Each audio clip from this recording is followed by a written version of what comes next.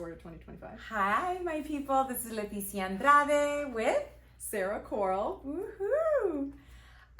We just want to welcome you to our new podcast series. We're going to be bringing you more real estate updates, more real estate insights from our perspective to you, our audience. We are here to just give you some educational insights of what the market is doing, and we just cannot wait to share more and more throughout 2025 with you. Yes, I'm excited to be here. We're filming at our Elmhurst office today, so we're enjoying the beautiful winter weather. It's not bad yet, so we're going to take advantage of this and start to talk about some things that we experienced as your realtor partner in 2024 and then projecting into 2025.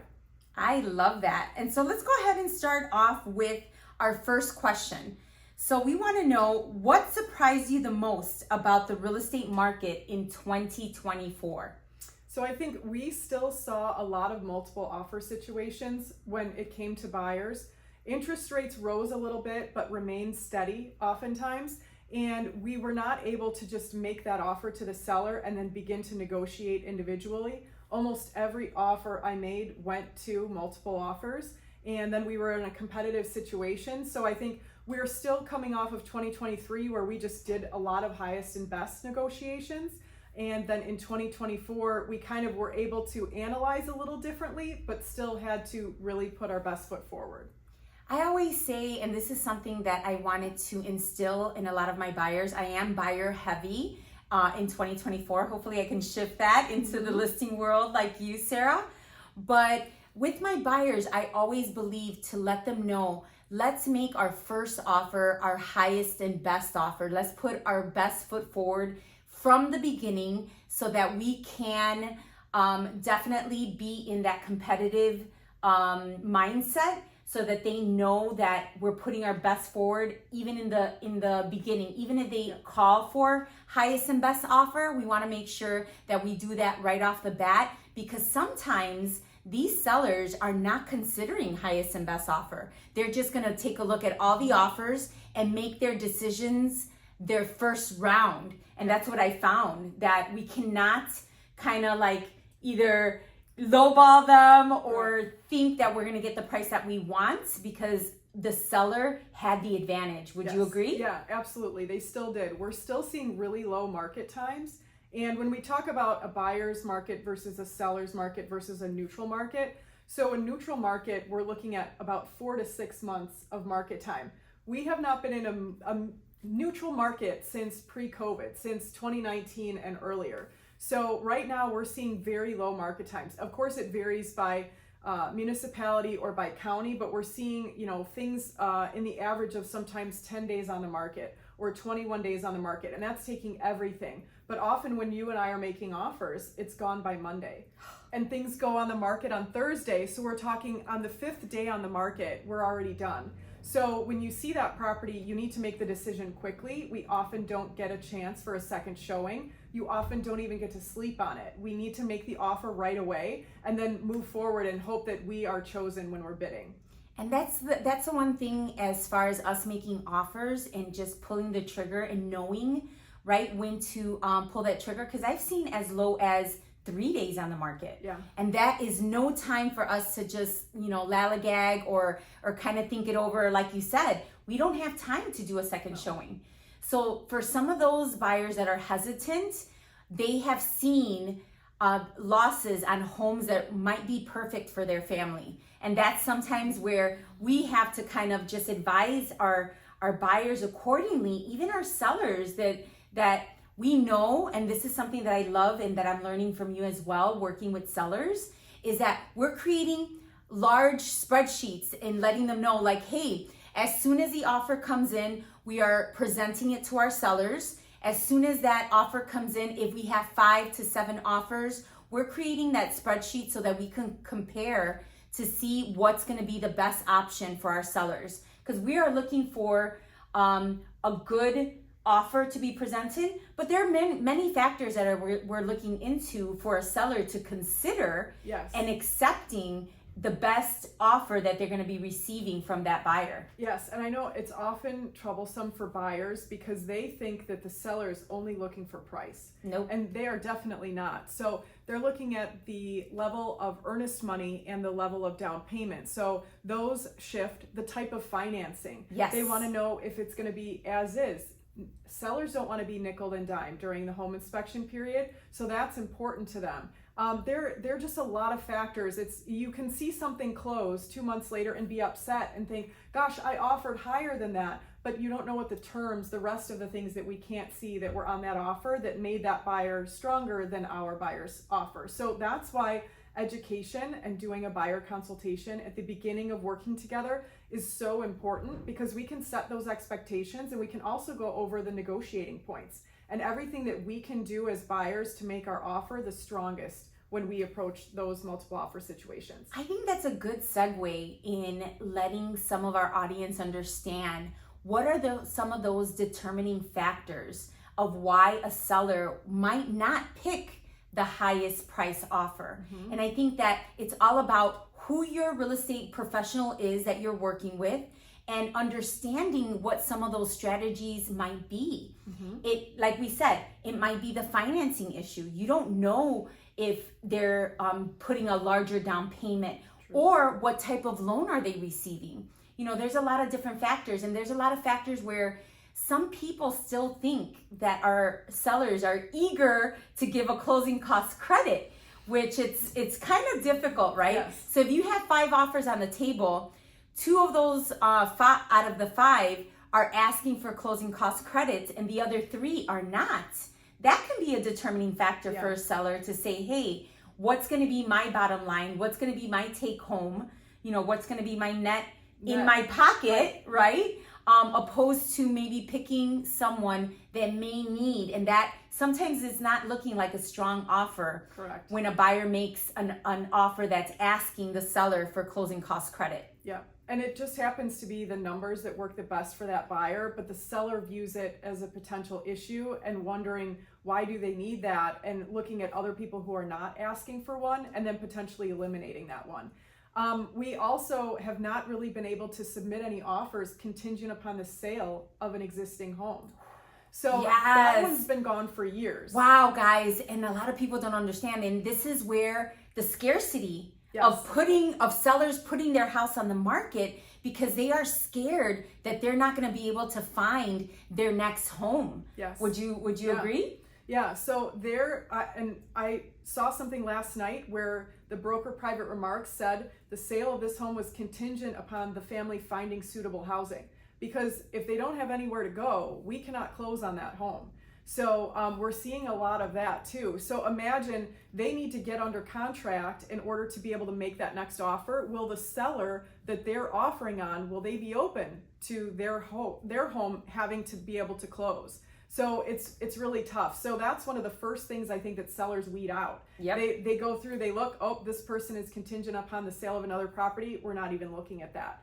So they can't handle the domino effect. They want the cleanest offer, the best foot forward right from the beginning. I agree. And also on the buyer's perspective, because I'm dealing with this as well, is that I advise my buyers that we as buyers have to be the most flexible to the seller's needs. So what does that mean? If the seller is asking for a specific closing date, for example, if they need more time to find their next home, we as the buyers have to be the most flexible with that closing date, letting them know we are your buyer, or we are the person that we want you to accept our offer, because we will be the most convenient and the most flexible for what you need moving forward in your next purchase, or easy to work with. Easy to work with. Yes. And that also means that you have an easy loan officer to work with, that they're going to be available if they pick up the phone and call the loan officer or call your specific team member,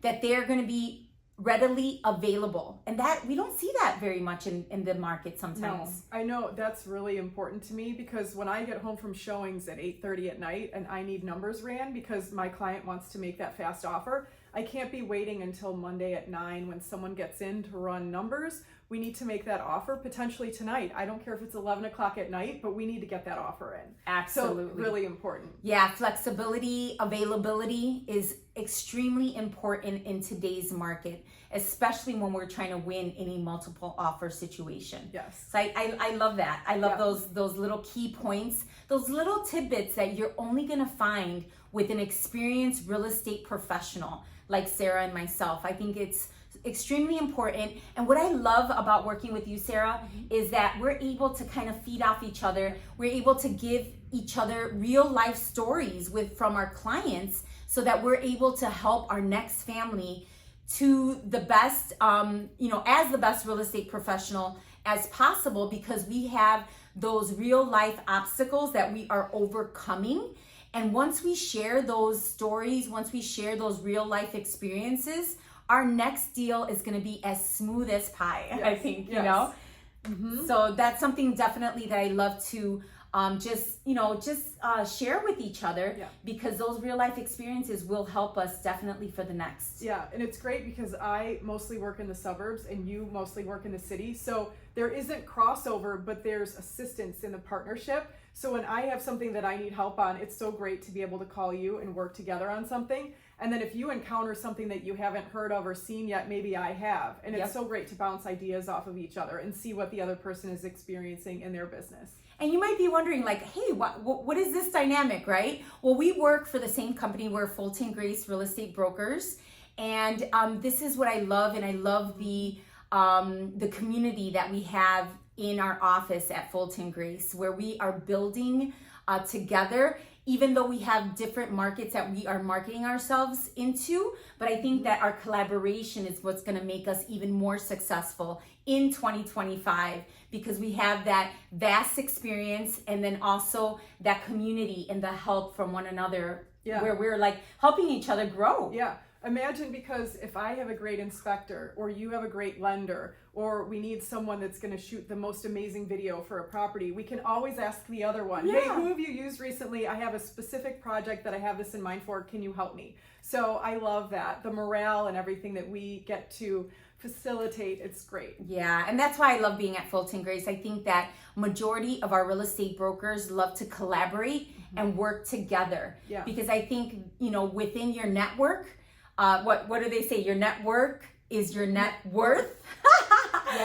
So I think that's great that we have that building and growth mentality within our Fulton Grace family that I just adore, and that we definitely embrace each and every day. So I love that. Yes. I love that. Yeah. What do you think? Move on to the next question? Yeah, let's go. Cool. Let's go. So I think this was intriguing for us. What is your take on the affordability challenges? Is there a clear path to improving it? Yes. Okay, so first we'll talk about mortgage rates. So new data and predictions for 2025 have come out about mortgage rates. We're still seeing mortgage rates in the mid-sixes.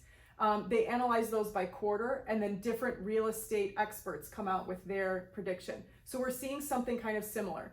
The problem is that people have memories of much lower interest rates. Yes. So what happens when an interest rate increases for a particular borrower is that they're not able to afford the same purchase price they were before, because they have not built up a significant down payment in comparison to that most recent time, to where they can get a lot more in the home. When interest rates drop, people feel like, well, my down payment is the same, but I can afford more. So that's where the affordability comes in. So what happens is people will be looking at a $300,000 home, interest rates rise, and then they don't feel comfortable beyond $275,000 or beyond $250,000. And that affects us in our search, because we set the search parameters and then we see that we're not finding anything. And the easy thing to do is to go up in price, but we haven't been able to do that. Once rates rise, we're very stuck in that search criteria. And that's what a lot of people don't understand. I think that when we guide our buyers and sellers, especially our buyers, we're guiding them not more on their purchase power, I feel, is what can they afford on a monthly basis?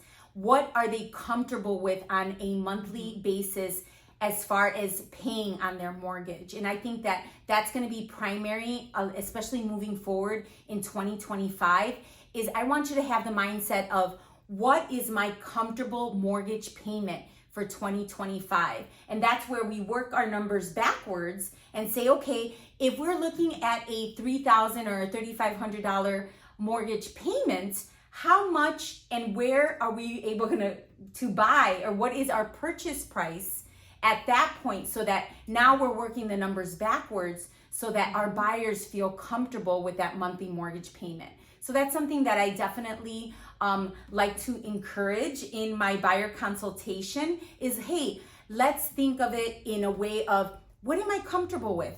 I want to make sure that my buyers are the most comfortable with their monthly mortgage payment so that they can feel comfortable with the entire process. Right. Because the entire process can be overwhelming. It is. Especially if it's someone that is a first-time home buyer. Mm-hmm. They don't understand the ins and outs, or maybe they're increasing their monthly housing expense From significantly. Right. Yeah, Yes. from rents Mm-hmm. of, let's say, $1,500 to now having maybe double that, $2,500 Yeah. per month. And so that's sometimes a big sticker shock to some people. So what I like to say, and I kind of like to give a little challenge Okay. for my buyers. So when I challenge a buyer, I say, hey, if I'm meeting you for the first time and we are, going over the buyer consultation from A to Z, I say, let's assume that you already bought your house and that you are making your monthly mortgage payment. So what does that mean? So if you are paying rents of $1,500, but we are comfortable with paying $2,500, let's go ahead and put that extra amount away in a savings account, right? Let's say they're not ready to pull the trigger, but they already feel like they're already making that $2,500 monthly mortgage payment, and they're putting that extra away. They're still paying their rental costs, but they're putting that extra $1,000 into a bank account, which at the end of the day, it's going to be a benefit for them because they're saving more for possibly their down payment or closing costs. Yeah. So it's a win-win for my buyers. So I think that that's something that I like to challenge them, because now they're going to feel like, ooh, I'm making that monthly mortgage payment. And you gave them a goal. Thank you. Yes. Okay. So, and then if we think about it time-wise, if it takes you 30 days to find a house and 60 days to close, that was an extra $3,000. That's going to bring the stress level down because they have a little bit of cushion. So if there's a repair that comes up or an unexpected cost, they're not going to be as worried as they would have been without that little exercise you gave them. Yes. I think it's a great exercise just because, they feel more comfortable. And I think that it is a big stress reliever, because what I have found, and this is what I advise all of my buyers, no house is going to be a perfect house. And the job of a real estate home inspector is to find out what is wrong with the house, because no house, even a new construction house, is not perfect. No. Right? And so that's their job, is that we want to make sure, regardless if it's something cosmetic or what we want to reassure them, is the job of a home inspector is to find out big material defects that might be wrong that my buyer may not be able to afford if they wanted to move forward with purchasing the home. Yes. So that's where we have to change that mind shift and say, hey buyers, no house is a perfect house, so we have to compromise on a couple of things. And what I like to advise them is that, hey, we can find a granny special. Do you know what a granny special is? No, tell me. Oh man, a granny special is the house is move-in ready, but it might not have all the beautiful upgrades that you're looking for in a brand new house. So that means that everything is working, everything is functional. It might have a great foundation, but it's still, back in the granny times, outdated. Okay. And maybe in the near future, they will be able to upgrade that kitchen, upgrade those bathrooms. And the convenient thing about those upgrades is that they're going to have immediate equity in that home if they decided to move forward with that home. And I say equity and sweat equity is the best equity. Yes. Because you're going to be able to see your property value increase significantly once you make those upgrades to your new home. Yes. And okay, so you mentioned the home inspection. So imagine that the home inspector works for you as the buyer. You hire them, you pay for them, they give you a report. Nobody else sees that report except you and your team. Your attorney, your realtor, you go through that, you share it with the contractor. That's your tool to decide if you're going to buy that house, if you need to ask for credits, or if you need to have repairs done while the seller still owns it in order for you to buy it. And I often see first-time home buyers especially, we're leaving the inspection, we're getting the summary, everybody feels good, we're great. Then a day later they get the report. Oh my goodness. Oh my goodness, this house is falling down. I didn't realize, it really isn't. Yeah. That inspector's job Yes. is to point out every last defect. Yeah. They can't have any surprises. They don't want that phone call in 3 years to say, hey, you missed something. Their job is to work for you and to absolutely paint the picture 100% clarity of how that house is. So I like that we can present that to them, having a great inspector and having someone feel comfortable. So you talked about having them feel comfortable over the numbers. Now we have them feel comfortable over the state of the home. Everything that we do throughout the buyer process is to get that buyer to feel the most comfortable and feel absolutely happy over the moon on closing day with what they purchased. I agree with that. And I love real life stories, and I love sharing real life stories with you, Sarah, because you also give me a different perspective of maybe what a seller is thinking and also what a buyer is thinking, because the buyer is going to be the most nervous about this purchase because it might be the biggest purchase in their entire life. So I do have a buyer right now, and we're purchasing in Elmhurst. Okay. And no, I'm sorry, not in Elmhurst. We're in Elmhurst. I know, we're in Elmhurst. We're purchasing in Elmwood Park.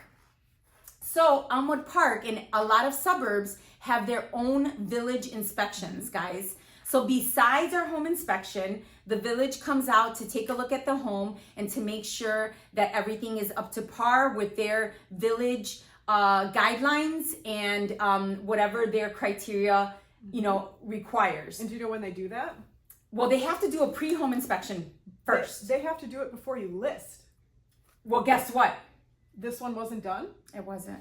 Guys, I know. And so then that means that seller did not work with a The real village. estate broker Yes! that knew what they were preparing their seller for. So that's Correct. unfortunate. Okay. Correct. So this step was skipped. Yeah, that step was skipped. So while we are under contract, we're waiting for this village inspection report. And why is that nerve-wracking for us real estate brokers? Because we don't know what that report is going to reveal.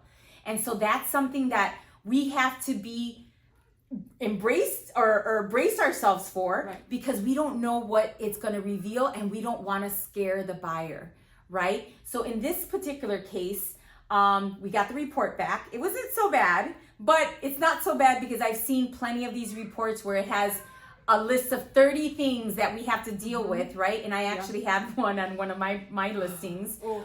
But it also gives us a good insight of, like you said, the house is not falling apart. No. There's nothing really wrong with No. the house. And actually, this home is a really solid home. And I love the home. I think it's a great investment. I think it's a great home for his family. So my buyer, I felt very comfortable and very confident with directing my buyer, saying, hey, it is a good home. Let's take a really good look and dissect what they're asking for to see if we're able to negotiate some of these items that came up on the report. Yeah. So 2 of the items, number 1 and number 2, came up. They have to replace the driveway. So it's a side driveway, okay? It does have some cracks in the concrete, things like that. Some of it, which was reported in the home inspection report as being some kind of safety hazard. It can be a trip hazard, ice. yeah, or something like that, which we were fully aware of in the home inspection. But now the village is requiring for us to replace that driveway. Okay, so this is going to be a big cost. And so what we want to just share with this buyer is that we know that this driveway is not going to be able to be replaced right now in this season, meaning in the winter season, that we're going to have to wait until spring or summer to get this driveway replaced. Yeah. So it's going to be up to my buyer whether or not they understand that, and it's my job to make them feel comfortable so that they understand, hey, what is the cost behind this? And also, it's not a big deal. It's not something we're dealing with inside of the home. This is just a driveway. This is something that, regardless, they were possibly thinking of replacing anyway. Down the road. Yeah, down the road. But now we have to work with the village in order for us to satisfy that village inspection requirement that they're going to require within a certain time frame. But the village is fully aware that right now is not the season to replace it. We do have some concrete guys coming out today or tomorrow to give us a quote of how much that's going to cost. And that's something that we're going to work with that seller to say, hey, seller, they gave us an offer of how much they want to give us to replace that, but we know it's going to cost significantly more. Especially concrete versus blacktop. You got it. You got it. And that is an option. If they wanted to break down the concrete and then put, asphalt. Okay. That's something that we can take a look at and see what numbers work best, because concrete is going to be more expensive. Yeah. So long story short, we have to work with the village. We have to work with these specific village inspection reports to make our buyers feel most comfortable, so that it could work on the buyer's behalf and also the seller's behalf, because regardless, the seller is going to have to deal with it in regards to either us as the buyers or another buyer coming in and purchasing the home. So at the end of the day, if we work together, buyer and seller, we can still make this deal work. Yeah. And this is where it's like having that collaboration with the listing agent and then also me representing the buyer. It is so great to work with people that are interested in making a deal happen. We don't want to just break a contract just to break a contract. We want to make sure, I advise my client, it's still a great home. We understand that these things need to be repaired, but at the end of the day, you're going to get a great home. The value is there. We know, and we got that appraisal, and a lot of people don't understand.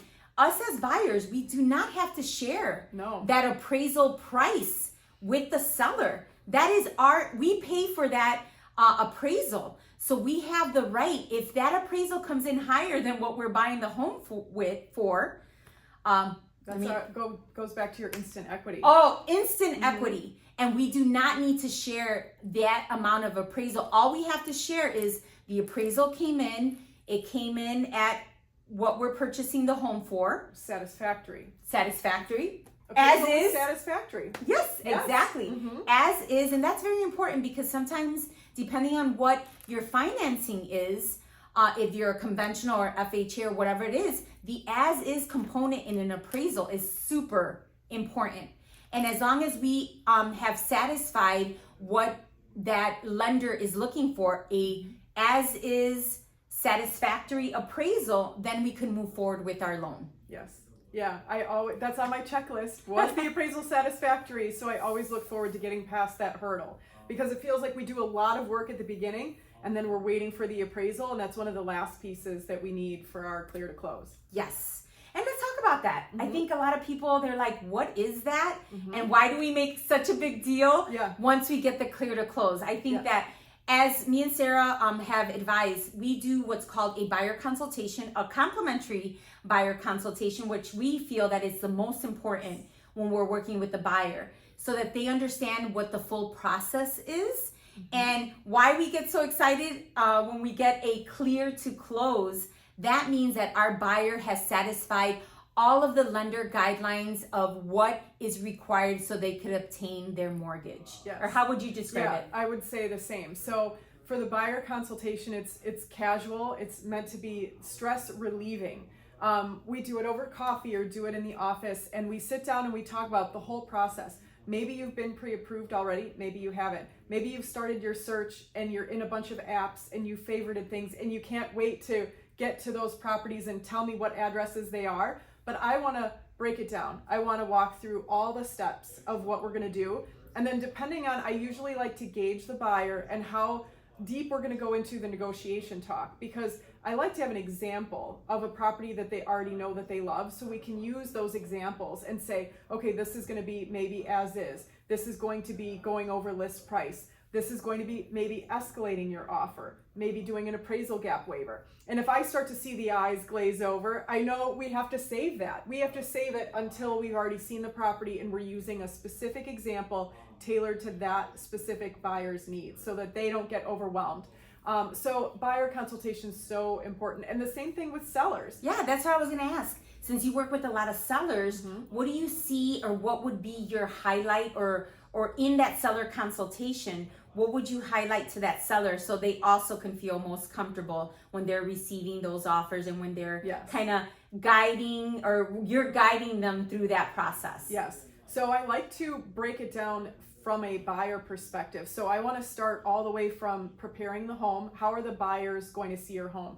What type of curb appeal do you have? And as you and I, the realtor, we fumble at the door to get the lockbox open. How does your front facade, your front porch, your patio, the doorway, is everything clean, cobwebs, you name it? They're going to be looking. Oh my goodness. And I think that we talked about that previously, is that the first impression is the most important. And that curb appeal, as you're walking up to the house, even from the driveway or from the street parking all the way up to the front door, they're looking at, is the light bulb working?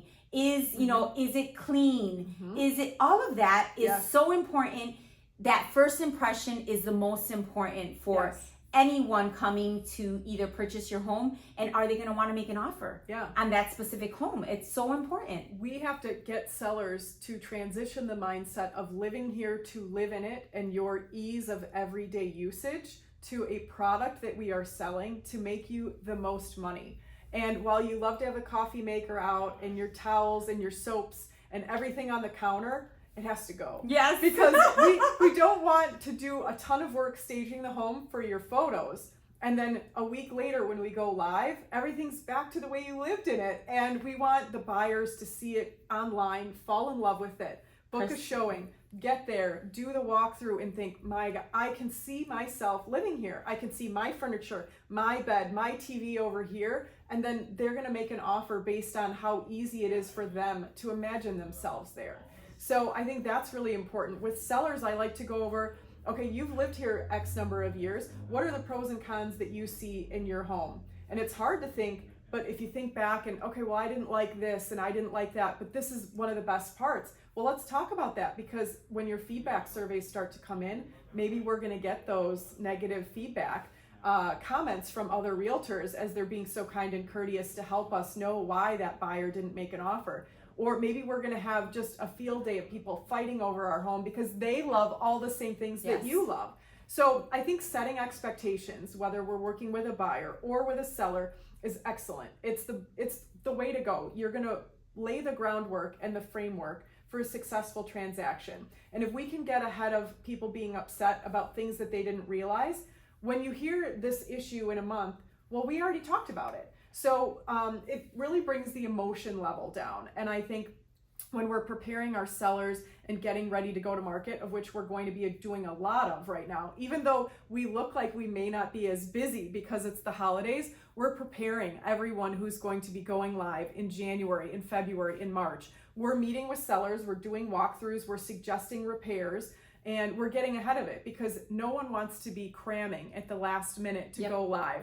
You see, I mean, we've seen the sweaty faces. We've seen the dog in the crate. We've seen grandma coming over to help, and we don't want that. We want everyone to ease into being able to sell their home, because selling your home means a domino effect of other things. Yes. You have other places to go, other things to see. You're moving out of state. You're getting a new job. You're having a baby. All of those things are stressful. So our job is to bring the stress level down, no matter what type of transaction we're doing. Absolutely. And that's the difference, guys. And who you work with matters as far as working with a professional real estate broker. I'm a realist as well.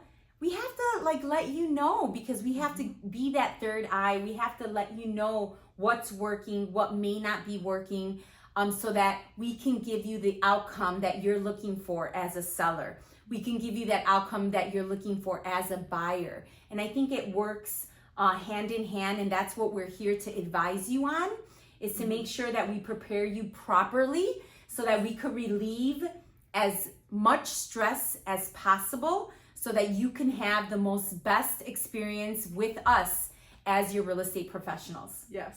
I love that. Yeah. I think that's a perfect segue into jumping into 2025 and seeing what type of trends we're going to see, how the real estate market will change or potentially stay the same. So I think as you see more videos coming out, we'll be talking about mortgage rates and what we're experiencing when we're submitting offers, foreclosures remaining low, all of those things that people like to see now that the economic worries that people often had over the 2024 state of the end of the year have kind of subsided, and we're going to get into the spring market. We're going to see waves of inventory coming on. We often say that the first Monday after New Year's is the start of the spring market. We see another big inventory push after the Super Bowl. Yes. Everyone has bought their new TV on sale. Yes. They bought their last year's model of the TV. They're ready for Super Bowl. Everybody comes over. Then you clean everything out. You have put your Christmas decorations away. All of your holidays are gone, and it's time to buckle down and get ready to list your house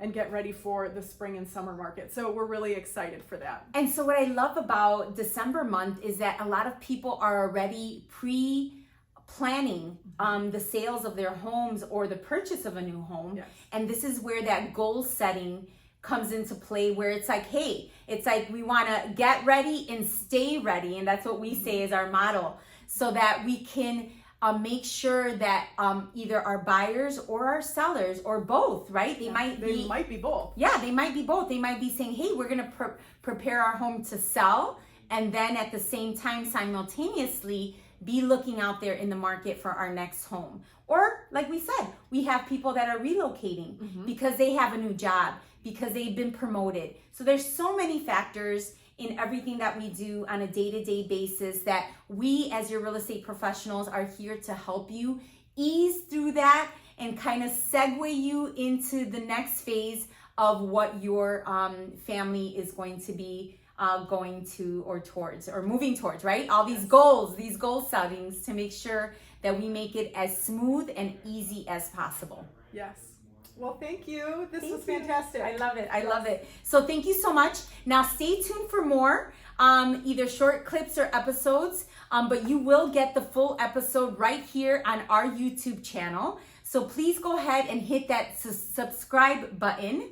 If I said it right? Subscribe button, so that you can follow us to get your best real estate tips, advice, guidance. And if you are looking to buy, sell, lease, or invest in real estate, Sarah and I are your girls. We're your real estate girls at Fulton Grace that can help you and guide you. So if you are interested in contacting us directly, we can give you that buyer consultation, that one-on-one that you're looking for, either to buy or sell. And like we said, we work in different markets, but we are your real estate professionals that want to guide you each and every step of the way. So go ahead and click on subscribe, and we will have our information in the post so that you can call us directly for that one-on-one.